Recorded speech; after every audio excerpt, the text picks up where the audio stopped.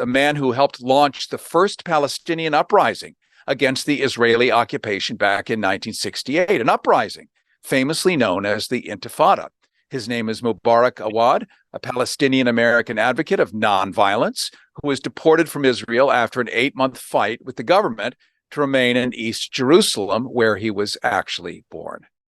Mubarak Awad is president of Nonviolence International and says cutting off food, water, and fuel is collective punishment on an industrial genocidal scale and must be reversed. Ethnic cleansing, in which Palestinians are expelled to Egypt or anywhere, would be a crime against humanity. You'll remember I mentioned the Nuremberg trials earlier. He further says we are seeing the growth of Jewish pogroms on the West Bank, and now genocidal practices toward Gaza have begun. Who would have thought a Jewish state would even contemplate these kind of things, and that the president of the U.S. Should not just be parroting the words of the Israelis, such as misreporting that Hamas was cutting off babies' heads. Mubarak Awad asks, how can President Biden give unconditional support to Israeli leaders who are calling regular Palestinians animals and threatening to do whatever they want? Mubarak Awad, I want to welcome you to Rethinking Heroes. Thank you. Thank you so much. I'm very happy to be with you. I have never actually imagined I would speak to the guy who was involved in the very first, call it insurrection or demonstration or a rising against Israel back in 1968, and then they kicked you out for doing what you did. Can you review that a little bit for maybe some of our younger listeners who are listening on a stream and not on the radio, for whom this is like a foreign object in history? I'm a psychologist. I am interested dealing with children and their family, finding ways of making life in a community better for those who have been in conflict or for those who have been abused and neglected.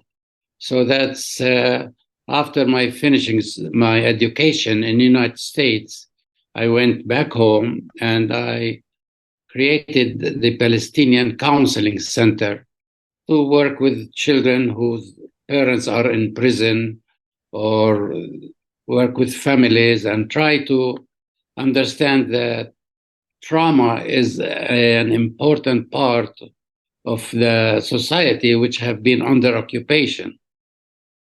And then I felt unease because people are not interested in counseling or interested in psychology.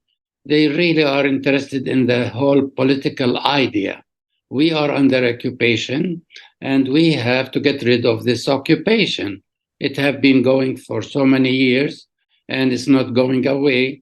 And slowly, we are losing our land. We are losing our businesses. We are losing our trees. Even olive trees are being taken from us. And we cannot go from one place to another. And being a person that my father was killed when I was 5 years old, and all my family have to stand on the wall to be shot if we don't leave our house in Jerusalem. So we left our house without anything and we went to the old city of Jerusalem. But my mother was so strong and she said, don't revenge the death of your father. The people who killed your father, they don't know that they make me a widow and we have 7 children. So you have to forgive. You have to have an understanding of forgiveness. And so don't carry that with you. And I felt when I was young very upset with what's going on because my mother couldn't raise me or raise my brothers and sisters, and we were put in orphanages. And in the orphanage, it's not a good life for a young man to be in an orphanage. But we finished school in the orphanage, and there is always an anger in you. Then I decided that Palestinians can get rid of occupation. And it's not through the armed struggle, through a nonviolence means, that we have to do it like what in South Africa did, getting rid of apartheid. We have to do it like even Gandhi in India, getting rid of the British through nonviolence, to do it like Martin Luther King. And all the slaves in the United States have equal right now. Not completely, but still it's a process that they are reaching to equality. And we could do it. We could do it. And I was able to say that we are Palestinians, we are under occupation because we choose to be under occupation. If we choose not to be under occupation, we have to resist on a daily basis. We have to make life miserable for those who occupy us. They cannot make money occupying us. And it's wrong to have people under some occupation. From people came from Poland, from United States, who happen to be Jews, but they suffer a lot in Europe. And their suffering have nothing to do with us. Yet all that suffering now became on our shoulder, and they became so much into a revengeful that they feel that we as Palestinians are going to do what the Germans did to them. So they hold in their mind that now we are the enemy. And we are not the enemy. We own the land. The land were taken from us. We became refugees. And if you look at Gaza, those people in Gaza, not they are now moving from one place to another. They have been refugees from 1948. And another time now they have to move. And another time they have to move. So the thing we have find out that the Israeli wouldn't accept us as equal with them. They have a concept of that they are the chosen people of God and we are the devil. And that idea is wrong. You know, God is not person that or an identity say, these are my children, those are not my children. If you believe in Christianity, Judaism, Islam, that we are equal under God. And we have the same faith, and from Abraham, that the three religions, they believe in the same God. So on a religious basis, created a problem for us. The Christian community, even in the United States, support so much of Israel that they don't see us as Christian Palestinians. And I am one of the Christian Palestinians. They don't even want to recognize us as Palestinians. So that's one part. And I felt that a lot of young people, they want to fight, want to kill, want to destroy. And that did not help. So I started the Palestinian Center for the Study of Nonviolence to teach them that Islam is a nonviolent religion, that Christianity is a nonviolent religion, and that Judaism is a nonviolent religion, that we have to work together and live together and make life easy for all of us. If you served in the Marine Corps, by now you know about the contaminated water problem at Camp Lejeune. If you were stationed or worked at Camp Lejeune from 1953 to 1987, you probably have a lot of questions. We have some answers. You could be entitled to compensation. Billions of dollars are being allocated to pay for damages to anyone stationed at Camp Lejeune during that time. Unfortunately, it appears that officials may have known the contaminated water problem existed and did little to protect their men. The Semper Fi code was not honored. If you or someone in your family has developed a serious illness, including various forms of cancer, call this Camp Lejeune legal support line right now. You can't turn back the clock and change what happened, but you can certainly call right now and learn your rights as a Marine. Here's the number. Call 855-348-5936. That's 855-348-5936. 855-348-5936. That nobody is superior than the other. I need to jump in for a second just to reintroduce you because people get in and out of their cars on the radio side of things, maybe not the podcast side, but on the radio side. So I'm just going to reintroduce you. We're talking to Mubarak Awad, a Palestinian American advocate of nonviolence, who was deported from Israel after an 8-month fight with the government to remain in East Jerusalem, where he was born. He happens to be the man who helped launch the first Palestinian uprising against the Israeli occupation back in 1968, an uprising famously known as the Intifada. So we're having a direct conversation with him and really learning much of the history and the rationale behind why people think the way they do. And I appreciate the subtext of trauma, trauma, trauma. We all have some level of trauma. And if we're honest, we see how it informs and motivates us to do things that we might regret at another time. And I could see there's a statement, you being a psychologist and such, that hurt people hurt people.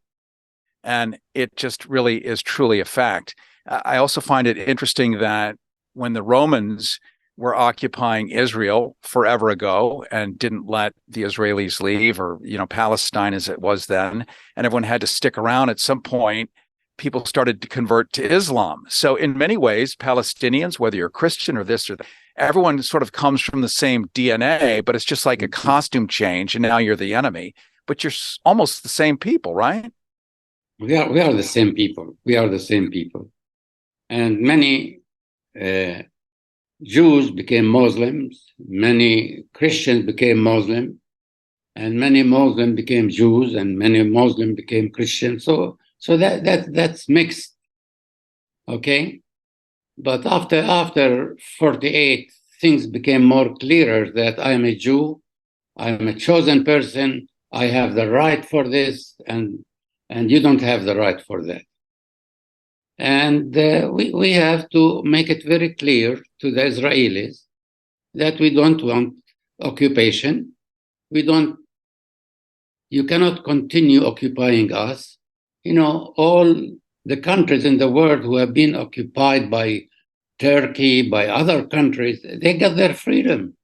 The British, the French, everybody got their freedom. And you come after that, you want to occupy us and say, this is our right, and this is our home. And I was telling the Palestinian, okay, let's make life difficult. We should not pay any taxes to the Israeli. We should accept our language, which is Arabic. And if the Israelis send you a bill for water or for electricity in Hebrew, don't accept it, reject it, send it to them.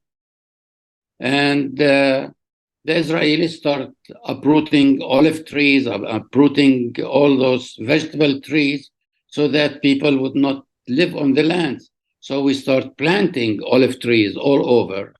And we were just saying that what you are doing is wrong.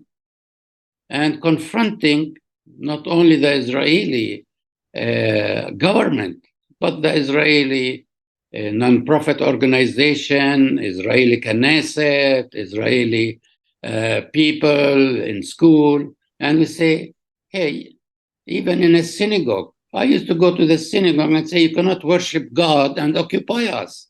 There is something wrong with you if you do that. You have to let our Palestinian people go. You cannot continue just build arms and build arms and build arms and becoming so much powerful that even you sold arms to the whole world, yet you are not free if we are not free as Palestinians. And the same thing with Gaza. They could destroy Gaza. They could destroy Hamas or Palestinians.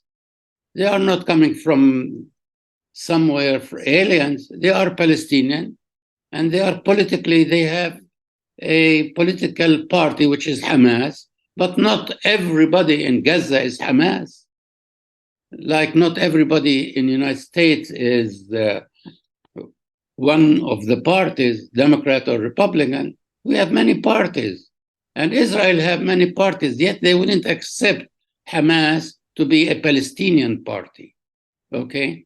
And people voted for Hamas, and Hamas became very clear that they want to get rid of Israelis, okay, And to And that was, have, by the way, considered one of the freest and openest elections in democracy, demonstrating true democracy when Hamas won. And that really inflamed everyone because it was the wrong yeah. winner.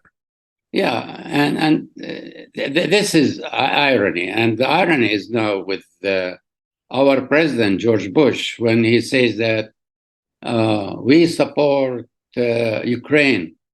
Well, but he is against Russia to take land from Ukraine. Yet, when it comes to the Palestinian and Israeli, he is for the Israeli to take land of the Palestinian, and he supports the Israelis. So in the Middle East, they don't understand that. They have difficulty to understand what kind of a president. He have two ways of thinking, and one of them is he's against occupation, he's against taking land, but he is giving money and weapons for more than 75 years to strengthen Israel, rather than to give that a lot of billions of dollars to make peace with the Palestinian, peace with the Arabs. And that's where the difficulty became very much that the Israeli felt I am too radical for them. I am opposing the Israeli concept of occupation. And they felt I am the most dangerous person in Israel. So I went to the High Court after being in prison several times. And then by the Supreme Court and by the Prime Minister, they say he should get out of the country. Because I'm nonviolence. Because I fight for my rights through nonviolence means. And that's upset a lot of people who, how come people like you should be there to tell the Palestinian. I met with Hamas, I met with the PLO, with Arafat, and talk about nonviolence with all of them. I wasn't afraid of speaking about nonviolence because I believe in it. I still believe that nonviolence would work between the Palestinians and the Israelis. Well, I hope it certainly plays out that way. And regrettably, we're out of time. But I hear a lot of hope in your voice, and I hear a lot of rationality and logic. And that is a soothing tonic in a whirlwind of madness. I appreciate talking to you, Mubarak Awad, Palestinian American advocate of nonviolence, deported from Israel after an 8-month fight with the government to remain in East Jerusalem, where he happened to have been born. He's president of Nonviolence International, says cutting off food, water is collective punishment on an industrial genocidal scale. He also was the man who helped launch the first Palestinian uprising against the Israeli occupation back in 1968, famously known as the Intifada. And I appreciate your laying this out for us today here on Rethinking Heroes. I will very likely ask to have you back on because this is probably not going to go away in the next week or two. And I appreciate your having spent time with us today, my friend. Thank you so much. Thank you.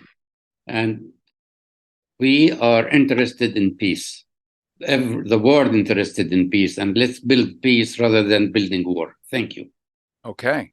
Well said. And that would have been the final question is they say that you don't want peace, but everyone really wants peace. At the end of the day, if you take 100 people in a room and say, what do you really want? They want to have a good education for their children. They want clean water, clean air to breathe, maybe some comfort, a little Netflix, some nice food, maybe some romance, some love. That's really what they want. The rest of it, we don't ever get to vote for these kind of wars, and we don't ever get to vote for the people, the deciders, when they make those decisions. We may vote to put them in, but we're not included at that point when those decisions are made. And it's generally the ebb and flow of petrodollars. It's occupation, it's real estate grabs. It's the same old stuff we saw from Alexander the Great, just done in modern times. Don't call a plumber, don't call an electrician. Call right now and for as low as $1 a day. Many things that run your house are covered with thousands of technicians all over America. You can call us with a plumbing problem, an electrical problem, and we'll be in your home in no time at all with a solution to fix it. You don't need an expensive repair bill and you don't need to buy new expensive appliances. We'll show you how to fix it for about $1 a day. You know exactly what a medical alert device can do. It provides you with emergency help when you need it 24 hours a day, 7 days a week. The call center can contact your family, friends, doctors, nurses, emergency services, and more. Protect yourself or a loved one with one of the largest medical emergency response networks for about $1 a day, because you can get free medical alert equipment with no startup costs, all for about $1 a day.